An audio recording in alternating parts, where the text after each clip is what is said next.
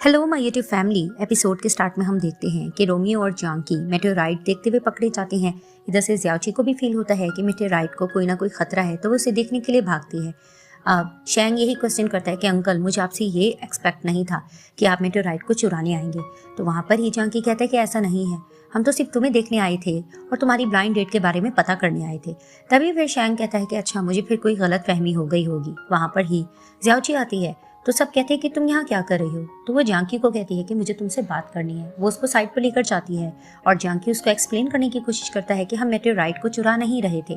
तभी फिर वो उसको कहती है कि मैं तुमसे ये कहना चाहती हूँ कि अब से तुम मेरे पीछे मत आना।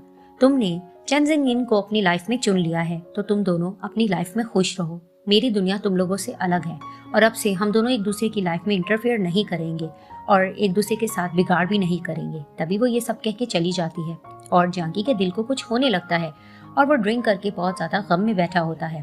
तो वहां पर ही वो नाइफोमैनिक गर्ल के नाम से उसको कह के पुकार रहा होता है। अब जानकी ने बहुत ज्यादा पी रखी होती है तो शियान जियाची से कहती है कि मैं बहुत सालों से जानकी को जानती हूँ, कभी भी इसने इस तरह से नहीं पी। आखिर तुमने उसको ऐसा क्या कहा है कि जो उसने बहुत ज्यादा पी हुई है। तो जियाची कहती है कि मैंने इसको क्या कहना, वैसे भी इसने अपनी लाइफ में चेन जिनगिन को चुन लिया है, तो ये मेरी वजह से सैड क्यों होगा। तभी फिर शियान कहती चलो अगर ऐसी बात है तो हमें इसकी क्या परवाह करना, हम चलते हैं। तभी फिर जियाची कहती कि नहीं नहीं, अब हम यहाँ पर आ गई हैं तो हमें इसकी हेल्प करना होगी। तभी फिर ये लोग जानकी को अपने साथ कार में बिठाकर घर ले जाते हैं। तो वहां पर ही शान कहती है कि मैं तो अंदर नहीं जाऊंगी, तुम इसको अंदर ड्रॉप कर दो। तो वो अपने सहारे पर जानकी को अंदर ले जाती है। वहां पर ही इसको बेड पर लिटाती है और जाने लग रही होती है तो जानकी नशे में होता है। वो उसके हाथ पकड़ के उसको बेड पे पलटता है और उसके ऊपर आ जाता है। तभी उसे कहता है कि नाइफोमैनिक गर्ल, ये तुम हो। तभी फिर उसे कहता है मुझे यकीन नहीं आ रहा, ऐसा लग रहा है कि मेरा ख्वाब चल रहा है, तुम मेरे सामने हो। तभी वो कहता है कि मुझे रोमियो ने बताया है कि हम 10 साल पहले मिल चुके थे, तो मुझे बताओ क्या हुआ था। तभी फिर वो उसको कहती है कि इस बात को बहुत साल गुजर चुके हैं और वैसे भी मैं इसको भूल गई हूँ, तुम भी भूल जाओ। तो वो उसे कहते हैं कि मैं इसको नहीं भुलाना चाहता और वहां पर ही वो उसको लिप किस करने लग जाता है और वो उसको हैरानगी से देखने लगती है।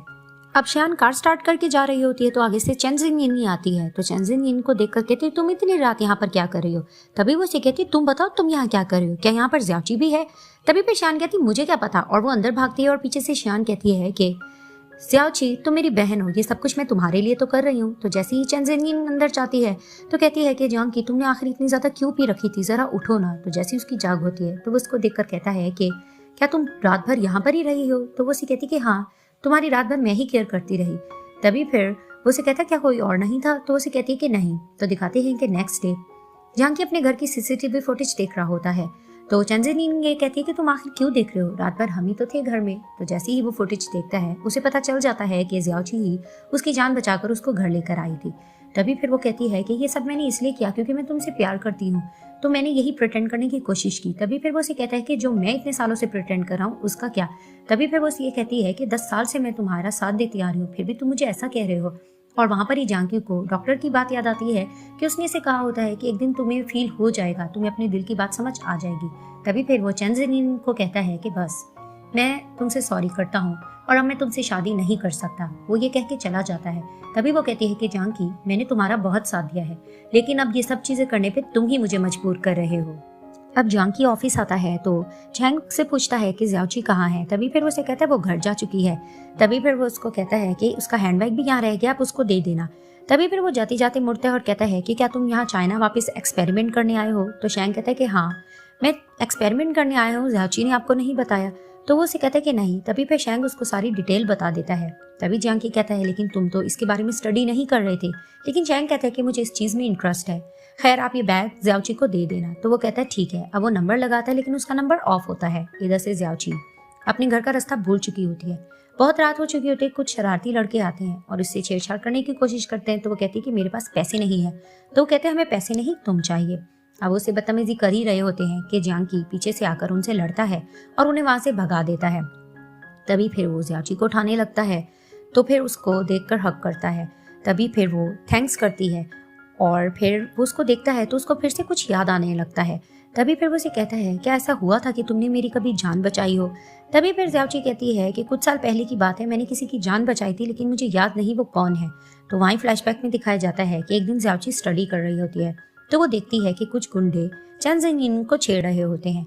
तो चेन जिनगिन जोर से चिल्ला रही होती है, तो वहाँ जानकी आता है और उन गुंडों से लड़ने की कोशिश करता है। वहाँ पर ये जोर से छींक मारती है, तो जानकी पीछे मुड़कर देखता है तो एक लड़का जानकी को पूल में धक्का दे देता है।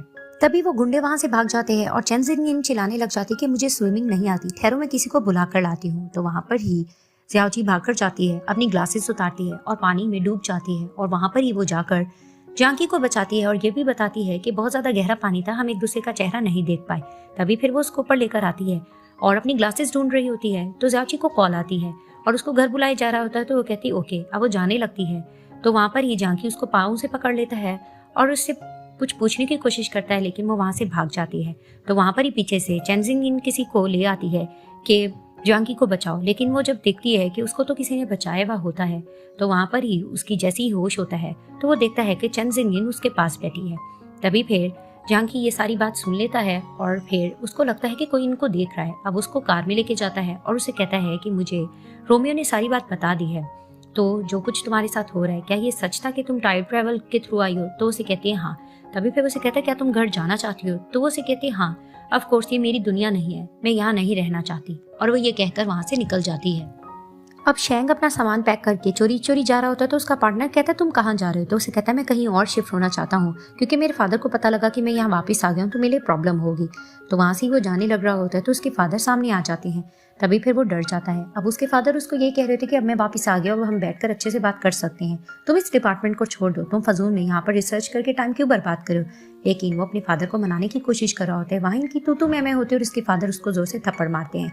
तभी फिर वो उसे कहता है कि फादर, मेरे ग्रैंडफादर भी मुझे इस चीज़ में सपोर्ट करे थे, यहाँ तक मेरे लिटिल अंकल भी मुझे सपोर्ट करें, लेकिन जो मेरे अपने हैं वही मुझे सपोर्ट नहीं करे। तो वो गुस्सा होकर वहाँ से चला जाता है। अब जैसे ही ज़ियाओजी ऑफिस आती है तो वो देखती है कि शैंग सो रहा होता है। तो वहाँ पर ही वो उसके पार्टनर से पूछती है कि इसको क्या हुआ। तो उसका पार्टनर बताता है कि इसके फादर से तू मैं हो गई है, वो ये डिपार्टमेंट नहीं छोड़ना चाहता, और वैसे भी आज शैंग की बर्थडे है, मैं उसको सरप्राइज देना चाहता था, लेकिन देखो क्या कुछ हो गया। तो वहाँ पर ही दिखाते हैं कि जैसे ही शैंग की जाग होती है तो वो लाइट ऑन करने लगता है, लाइट ऑन नहीं होती। तो अचानक से दिखाते हैं कि उसकी वीडियो चल जाती है स्क्रीन पर और पीछे बैठकर ज़ियाओजी पियानो बजा रही होती है और वहाँ पर ही इसका पार्टनर केक ले आता है। तभी ये लोग इसको हैप्पी बर्थडे करके सेलिब्रेट करते हैं, तो उनका थैंक्स करता है। तभी ज़ियाओजी कहती है कि हमें आपकी बहुत ज़्यादा ज़रूरत है, क्योंकि आप ही तो हैं हमें हमारी दुनिया में पहुँचाओगे और इस लैब को भी आपकी ज़रूरत है। तभी फिर वो केक कट करता है। इधर से रोमियो भाग के जाता है और जानकी को जाकर बताता है कि तुम कहाँ हो, तुम्हें पता है कि शैंग ने कोई तरीका ढूंढ लिया है कि वो लिटिल फ्लावर को उसकी दुनिया में भेज देगा। तो वहाँ पर ही जानकी शॉक्ड होकर खड़ा हो जाता है।